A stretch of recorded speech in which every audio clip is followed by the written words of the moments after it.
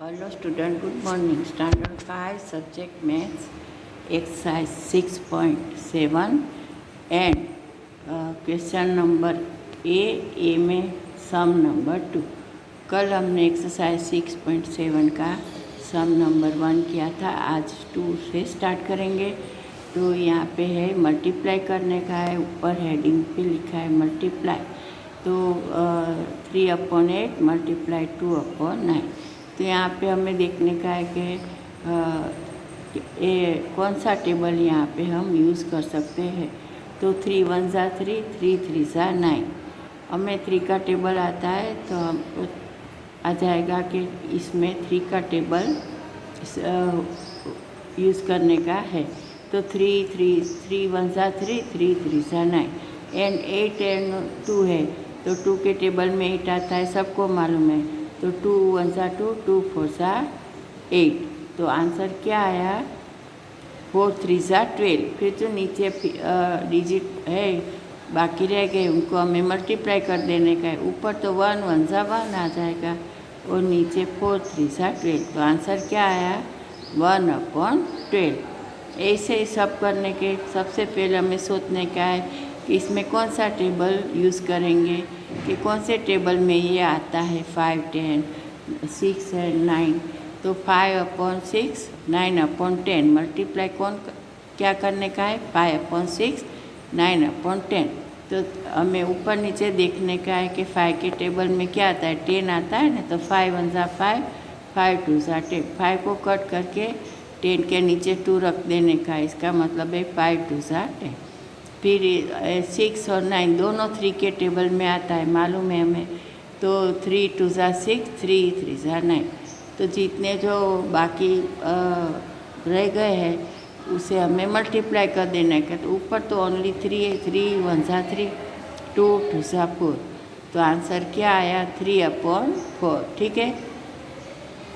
अब सम number 4, 14/27 and 12/35।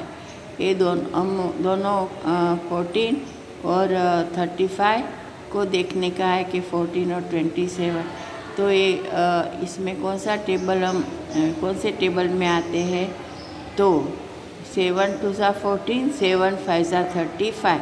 हमें यही सोचना है कि 14 35 ये सब कौन सा टेबल में आता है। ठीक है।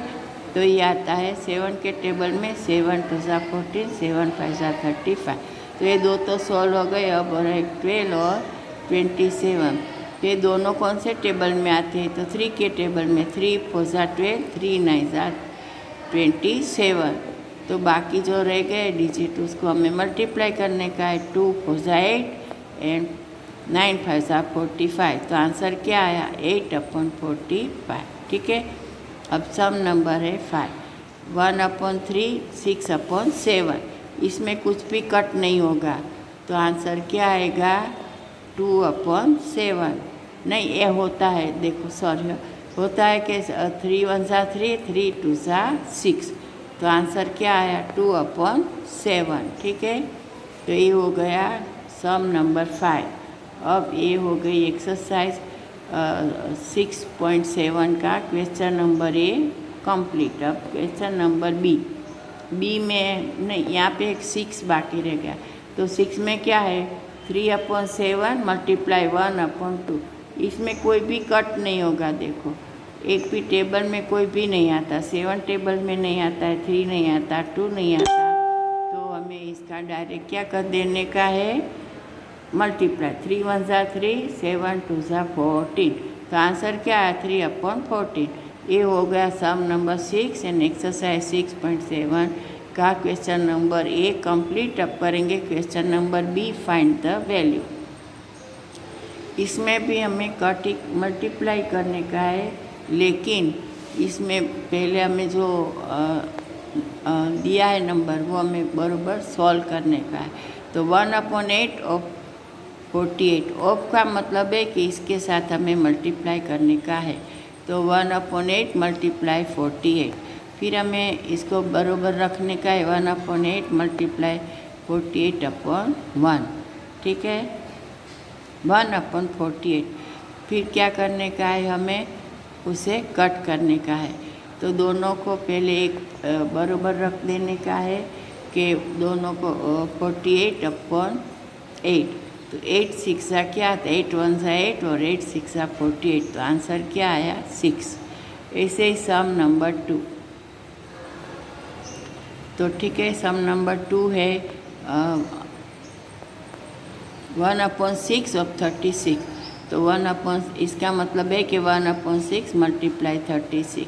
फिर लिखने का है कि 1/6 मल्टीप्लाई 36 और फिर दोनों को 36/6। तो 6 6 36। आंसर क्या आया, 6। सम नंबर 3।